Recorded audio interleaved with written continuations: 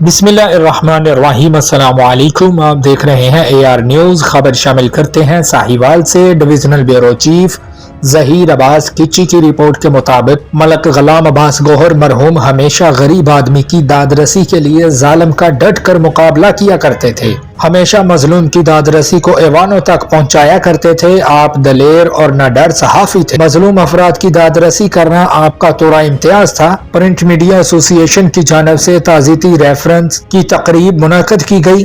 اس موقع پر تمام چھوٹے بڑے صحافی، سیاستدان، سرکاری ملازمین، تاجر برادری و دیگر نے بھرپور انداز میں شرکت کی۔ تعزیتی ریفرنس کے دوران ہر آنکھ اشک بار تھی اور مقررین نے ملک غلام عباس گوہر نڈر اور بے باک صحافت پر زبردست خراج تحسین پیش کیا اور کہا کہ رہتی دنیا تک اس کا نام زندہ رہے گا۔ تمام صحافیوں کو ان کے نقش قدم پر چلتے ہوئے غریب اور پسے ہوئے طبقے کی آواز کو بلند کرنا ہوگا تاکہ معاشرے سے برائیوں کا خاتمہ ہو سکے۔